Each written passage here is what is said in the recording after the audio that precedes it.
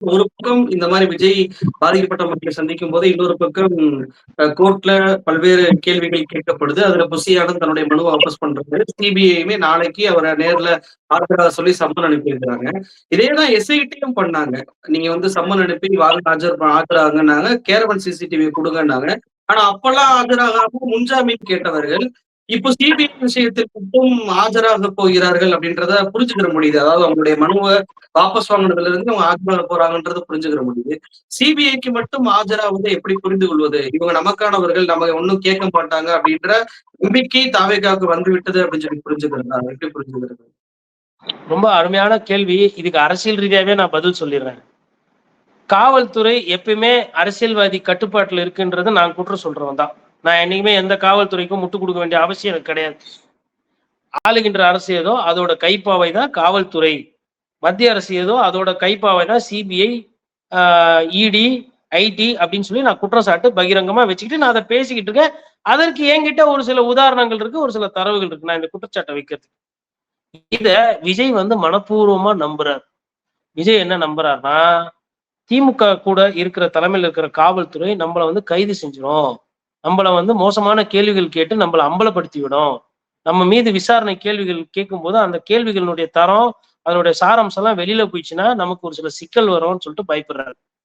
அதே விஜய் என்ன நம்புறாருன்னா, சிபிஐ பாஜக தலைமையில மத்திய அரசு கீழே இருக்கக்கூடிய சிபிஐ, அந்த அரசாங்கத்துக்கு கீழே இருக்கிற சிபிஐ நம்மள நியாயமா நடத்தும், நமக்கு ஆதரவா செயல்படும், நம்மள மெல்லினமா வருடி கொடுக்கும், நம்மள கைது செய்யாதுன்னு நம்புறாரு.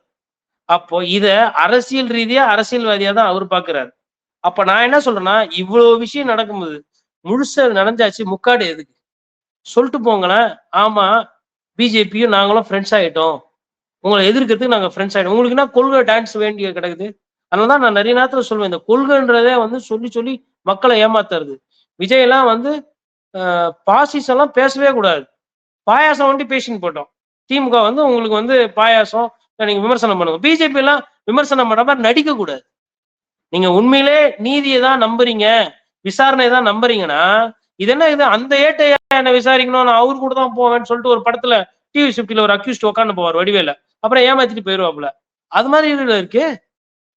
என்னங்க வழக்கு என்ன, தன்மை என்ன, நீங்க எத்தனை மணிக்கு வந்தீங்க, எவ்வளவு பேர் சொன்னீங்க, பர்மிஷன் வாங்கினீங்களா இல்லையா, குடி தண்ணி வச்சிங்களா இல்லையா, தள்ளுமுள்ளாச்சா, நீங்க என்ன சந்தேகப்படுறீங்க, உங்களோட சைடு வாதம் என்ன, அவ்வளவுதான்.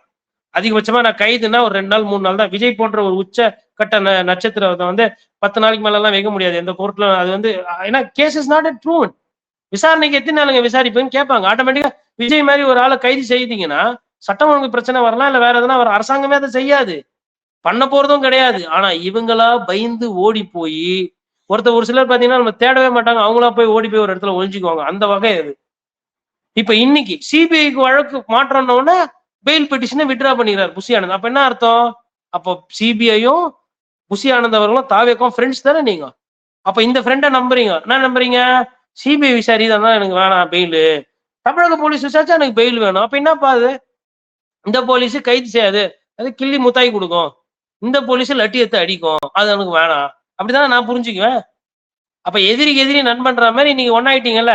ஆனா விஜய் வந்து கூட்டணி பத்தி எல்லாம் பேசுவாங்க நிறைய பேர், ஏன்னா பத்திரிகையாளர் கூட்டணி கணக்கு தெரிஞ்சாவனால நமக்கு தேர்தல் வருதுல்ல தேர்வு மாதிரி. கேட்டா விஜய் ஆதரவாளர்லாம் அப்படியே அமைதியா இருப்பாங்க. எங்க அண்ணன் தான் கடைசியில முடிவு பண்ண, அதான் நல்லா தெரிஞ்ச உங்க அண்ணன் என்ன பண்ணிடுறாருன்னு.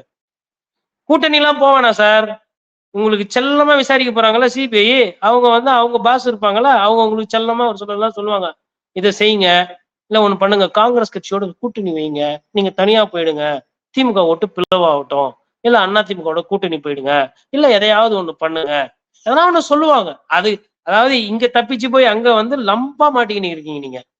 சிபிஐ விசாரணை என்பது அது கழுத்துல இருக்கிற பாம்பு மாதிரி, மலைப்பாம்பு மாதிரி, கொத்தி சாவடிக்காது, கொஞ்சம் கொஞ்சமா அப்படியே முறுக்கும். இதுவாச்சும் வந்து உங்களுக்கு காவல்துறை என்பது டக்கு டக்குன்னு மாறும், கமிஷனர் மாறுவாரு, ஒரு சிலர் லூஸ்ல போவோம், ஏதோ ஒண்ணு பண்ணலாம், இல்ல பொலிட்டிக்கலா வந்து லோக்கல் அட்ஜஸ்ட் பண்றது ஈஸி.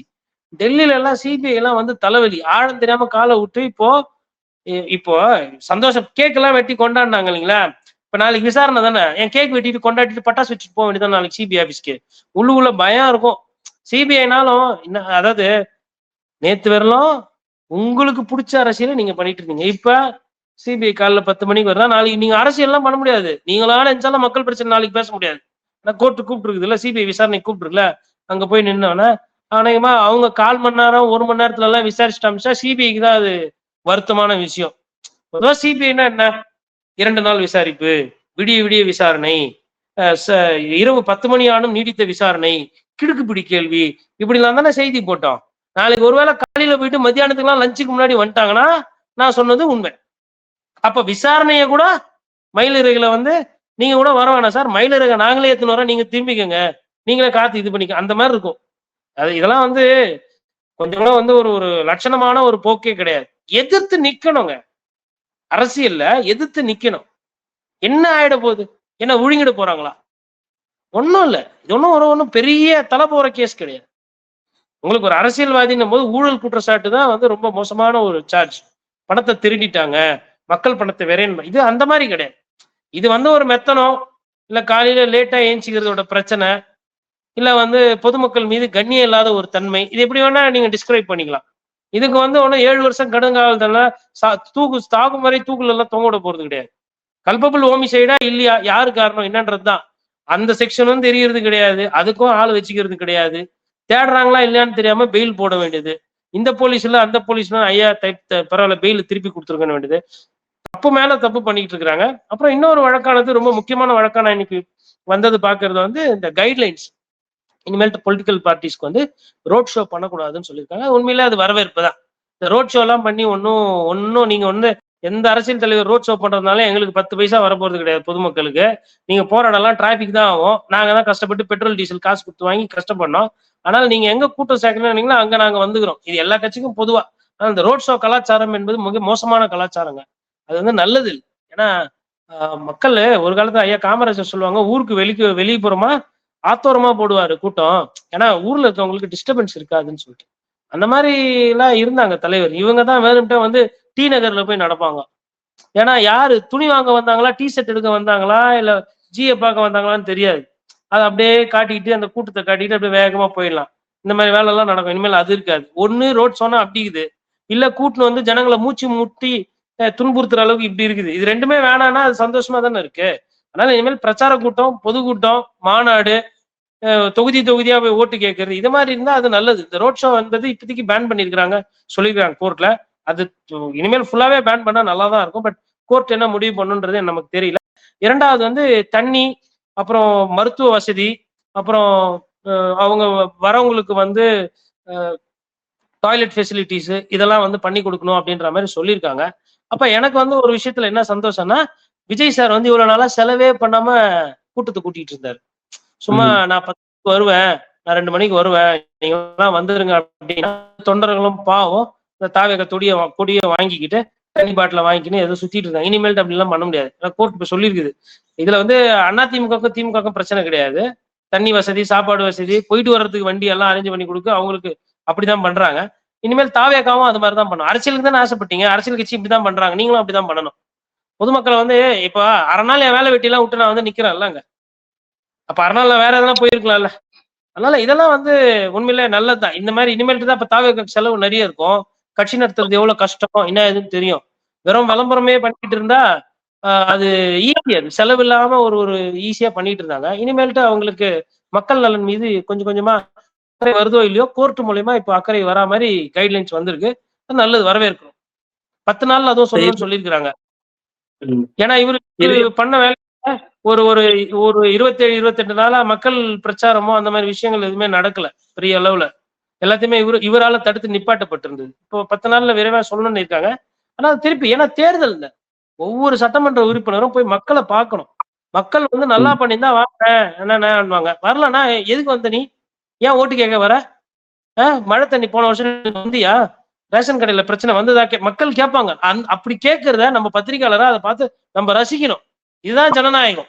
அதனாலதான் சொல்றேன், அரசியல் தலைவர்கள், அரசியல் ஆளுமைகள் போய் மக்களை சந்திக்கணும்னு. ஆனா இவர் மக்களையே சந்திக்காம இவர் ஏமாத்தலான்னு பாக்குறாரு, ஏமாற்று அரசியல் பண்ண பாக்குறாரு விஜய்.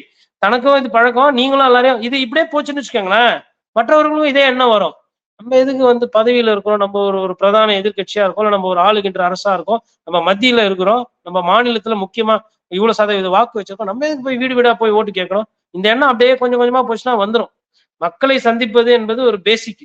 அதை விட வேற அரசியல்வாதிக்கு வேற எதுவும் பெரிய வேலை எல்லாம் கிடையாது. அதனால அந்த வேலையை ஒழுங்கா செய்யணும்.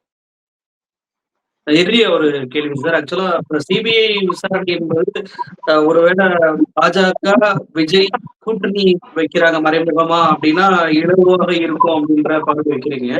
ஆனா சிபிஐ பொறுத்தவரைக்கும் ஒரு கட்சியில கட்டுப்பாட்டுல எடுக்கணும் அப்படின்னா 2ஆம் கட்ட தலைவர்களுக்குள்ள கைக்குள்ள போடக்கூடிய வேலைகள்ல அவங்க ஈடுபட்டிருக்கிறாங்க. கடந்த காலங்கள்லாம் அது நடந்திருக்கு. அப்போ நிர்மல்குமார், புஷி ஆனந்த் போன்றவர்களிடம் அவங்களுக்கு தேவையான தங்கள் எஜமானர்கள் தேவையான அந்த வாக்குமூலங்களை எல்லாம் சிபிஐ வாங்குவதற்கான வாய்ப்புகள் இருக்கு அப்படின்றது ஒரு கேள்வி. இன்னொரு பக்கம் இன்னைக்கு கோர்ட்ல இன்னொரு விஷயத்தையும் தாவேகா தரப்பு சொல்லியிருக்கிறாங்க. என்னன்னா, எங்களுக்கு கடும் நிபந்தனைகளை தொடர்ச்சியாக விதிக்கிறாங்க.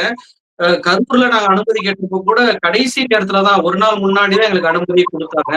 முன்னாடியே கொடுத்துருக்காங்க அப்படின்னா நாங்க நிறைய ஏற்பாடுகள் பண்ணிருக்கோம். அந்த 41 உயிர் போயிருக்காது அப்படின்ற அந்த வாதத்தையுமே அவங்க விட்டுருக்காங்க. ரெண்டே எப்படி பாக்குறீங்க? சிபிஐக்கு வழக்கு போனது ஒரு பெரிய சந்தோஷமா நினைக்கிறாங்க. நாளையில இருந்து சம்மன் இல்ல. ஃபர்ஸ்ட் கேள்வி டீ எல்லாம் கொடுப்பாங்க. ஏன்னா டீசெண்டா நடத்துவாங்க. நான் ஒரு ஹை ப்ரொஃபைல் கேஸ் இல்லையா இது. சிபிஐல டீ எல்லாம் கொடுப்பாங்க. சாப்பிட்டீங்களா எல்லாம் கேட்பாங்க. கேட்டுட்டு நீங்க எப்போங்க போனீங்க அப்படின்வாங்க ஃபர்ஸ்ட். இல்லைங்க நீங்க எப்போ போனீங்க அப்படின்வாங்க. அப்புறம் இங்கிலீஷ்ல what time did you go there அப்படின்னு இவர் ஒரு டைம் சொல்லாரு. Why Vijay sir is not coming on time. கண்டிப்பா சிபிஐல கேட்பாங்க. இது லீட் கொஸ்டின். இது வந்துங்க சூழல் கெட்டுற மாதிரி மாத்தி மாத்தி பேசக்கூடிய தன்மை படைத்தவர்களா இருக்காங்க. அவங்களோட ஒரிஜினல் பிளான் பிரகாரம் கரூர் வந்துட்டு இப்போ நடக்க போறதே கிடையாது. எடப்பாடி பழனிசாமி அவர்கள் ஒண்டிதான் அந்த வாரத்துல அந்த 25ஆம் தேதின்னு நினைக்கிறேன், அன்னைக்கு போய் கரூர்ல பிரச்சாரம் பண்ற மாதிரி இருந்தது. அதற்கு முன்னாடி முப்பெரும் விழா திமுகல பிளான் பண்ணியிருந்தாங்க. அவங்களும் அதை நடத்தினாங்க. இது ரெண்டு தான் அரசியல் சர்க்கிள்ல ஒரு மாசமாவோ 15 நாளோ பேசப்பட்டது.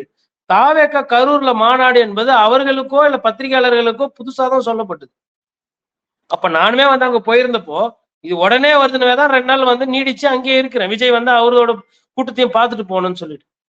அப்ப இதுல இருந்து என்ன புரிஞ்சுக்கிறோம்னா, இவங்க ஒரு விஷயத்த பிளான் பண்றதுல சரியா பிளான் பண்றதுல கரூர்ல ஒண்டிதான் பிரச்சனையா? ஏன் மதுரையில மழைக்கட்சி வேலையா? இல்ல திருச்சியில யாரும் மழைக்கட்சி வேலையா? இல்ல நாகப்பட்டினத்துல தள்ளுமுள்ளு நடக்கலையா? எல்லா இடத்துலயும் இருந்திருக்கு. இவர் எந்த அளவுக்கு மக்கள் மீது மெத்தனமா இருக்கிறாருன்னு பாத்தீங்கன்னா, மதுரையிலயும் உயிரிழப்பு ஆச்சு, திருச்சியிலேயே மயக்கடிச்சு விழுந்தாங்க, ஆஸ்பத்திரியில அனுமதிக்கப்பட்டாங்க. வேற ஒரு உளுந்தூர்பேட்டை நினைக்கிறேன். அப்ப போயிட்டு வரும்போது ஆக்சிடென்ட்ல கொஞ்சம் பேர் இறந்தாங்க, 2-3 பேர். அவங்களெல்லாம் கூட கூப்பிட்டு பார்த்துக்கலாம்ல. அந்த குடும்பங்களையும் இன்னும் பார்க்க தானே செய்யல. உங்களை பார்க்க வந்து தானே. ஏன் அந்த பெற்றோர்கள் என்ன பாவம் பண்ணாங்க? அவங்களையும் கூப்பிட்டு இது மாதிரி எனக்கு வருத்தமா இருக்கு, நான் அன்னைக்கு வர முடியல, வேலை இருந்தது, ஏதோ ஒண்ணு காரணம் சொல்லி அவங்களுக்கும் ஒரு 4 வாரத்தை ஆறுதலா பேசிக்கலாம்ல. அப்போ ஒரு பரந்த நோக்கம், ஒரு பரந்த பார்வையே இல்லை. கட்சியினுடைய முக்கிய அமைப்பாளர் வந்தாலும் வெளில நிற்கணும், பொதுமக்களை நாங்க பார்க்க மாட்டோம், மீறி யாருன்னா வரணும்னா அப்பாயின்மெண்ட் வாங்கி பார்க்கணும். இது எல்லாமே இவர் வெறும் நடிகரா இருக்கும் போதே நடக்குது. இவர் அரசியல்வாதியா முக்கியமான ஒரு பொறுப்புக்கு வந்தாருன்னா இதை இன்னும் எவ்வளவு மோசமா நடத்துவாருன்னு பாருங்க. இவர் எம்ஜிஆர் தூக்கத்துல கூட எம்ஜிஆரும் இவரும் ஒன்னா ஆக மாட்டாங்க. இவர் ஆனவுன்னா இவர் எம்ஜிஆர்ன்றாரு. எம்ஜிஆர் ஏங்க ஜனங்களை போய் அப்படி கட்டி பிடிப்பாருங்க. வேர்வை இருக்கும். அவங்க வயக்காட்டுல இருந்திருப்பாங்க, வேற வேலை செஞ்சுட்டு வந்திருப்பாங்க. ஒரு தொண்டரோ ஒரு பொதுமக்களே பார்க்கும்போது இருக்கு. கலைஞரோட பேனா, இந்த பேனால ஒரு சில கையெழுத்துல ஒரு சிலரோட வாழ்க்கை ஜீவோ மூலியமா மாறி இருக்கு, அரசாணை மூலமா மாறி இருக்கு. எழுதுறதும் கிடையாது, பேசுறதும் கிடையாது, மக்களையும் போய் பார்க்கறது இல்ல. ஆனா ஆசைப்படுறது யாரோட நாற்காலிக்கு? முதலமைச்சர் நாற்காலிக்கு. அந்த நாற்காலியில யார் யாரெல்லாம் உட்கார்ந்து இருந்தது? அண்ணா உட்கார்ந்துறாரு, ஐயா காமராஜர் இருந்தாங்க, கலைஞர் இருந்தாரு, எம்ஜிஆர் இருந்தாரு. அந்த மாதிரி ஒரு பதவிக்கு ஆசைப்பட்டுட்டு அவங்க உழைச்ச உழைப்புலையும், அவங்க காட்டின நேர்மையிலையும், அவங்க காட்டின தைரியத்திலையும், அவங்க காட்டின அந்த மக்கள் மீது இருக்கிற அந்த அக்கறையிலையும் எதுவுமே காட்டாம நாங்க வந்தோடனே முதலமைச்சராமன்னு சொல்லி நீங்க பிரச்சாரம் பண்றீங்களே, அப்ப உங்களுக்கு தமிழக அரசியல்னா அவ்வளவு கிள்ளுக்கிரியா போச்சு இல்லையா? படத்துல நடிச்சு உச்சக்கட்ட பிரபலம் ஆயிட்டா போதும், வேற எந்த தகுதியும் வேணாம், அந்த ஒரே தகுதி போதும். ஃபர்ஸ்ட் டே ஃபர்ஸ்ட் ஷோல உங்க டிக்கெட் 1500 ரூபாய்க்கு போனோம், 1000 ரூபாய் போனோம், 200 கோடி ரூபாய் கல்லா கட்டிட்டா தமிழ்நாட்டுல யாரு வேணா முதலமைச்சர் ஆயிடலாம். இதுதானே? இது என்ன விதமான எண்ணம்? அந்த எண்ணம் இருக்கிறதுனாலதான் இப்படி காரணம் சொல்லுது எதிர்கட்சி அதிமுக. அதிமுக விட திமுக நீங்க குறை சொல்லிடுவீங்களா? அதிமுக நேந்தி விட்ட கட்சி, திமுகவை குறை சொல்லணும்னு.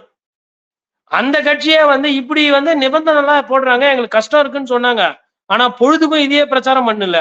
அவங்க பாட்டுன்னு வந்தாங்க, வேல்சாமி படத்துல கூட்டம் போட்டு அடுத்த வேலைக்கு போயிட்டாங்க. உங்களாலதான் இப்ப அவங்களுக்குமே பர்மிஷன் கிடைக்காம நின்னு இருக்கு. அதெல்லாம் மாத்தி மாத்தி பேசுறது இவங்களுக்கு. இங்க நான் இப்போ கரூர்ல இப்ப இன்னைக்கு போய் பார்த்தாருல, என்ன பிரச்சனை ஆயிடுச்சு? யாரு என்ன தடுத்து நிப்பாட்டிட்டாங்க? என்ன ஆச்சு? இத கரூர் இங்க மகாபலிபுரத்துக்கு பதிலா திருச்சியில கூப்பிட்டு பார்த்துருக்கலாம்ல. சரி, ஒண்ணும் வேணாம். ஏதோ ஒரு ஒரு காலி கிரவுண்டு, இந்த காலி கிரவுண்ட்ல கேரவன்ல அவங்கள வர வச்சு 3 பேரா 4 பேரா போயிட்டு இவரு தங்கிட்டு கூட காலையில ஏஞ்சி போய் பார்த்துக்கலாம், நைட்டு போய் பார்த்துக்கலாம்ல வீட்டுல. யாருக்கு தெரிய போகுது? ஏங்க விஜய் ஒரு கார்ல சைலண்டா போறாரு வருன்னா யாருக்கும் தெரியாது. கமல் போனதாச்சு 4 பேருக்கு தெரிஞ்சுது. இவரு அவர் வந்து காரணங்கள் தேடுறாரு. அவர் வந்து ஒரு எடுத்துக்காட்டு, ஒரு விஷயத்த சொல்லி இதனாலதான் நான் இதை பண்ணிட்டேன், அதனாலதான் நான் அதை பண்ணிட்டேன், இதனாலதான் என்னால முடிவெடுக்க முடியல இப்படின்னு சொல்லிட்டு சாக்கு போக்கு தேடிக்கொண்டு சாக்கு போக்கு அரசியல் செய்து கொண்டிருக்கிறார் விஜய் அவர்கள். நிகழ்ச்சி கலந்து பல்வேறு தகவல்களை நம்ம நேரிட்டு பகிர்ந்துட்டீங்க. ரொம்ப நன்றி சார். நன்றி.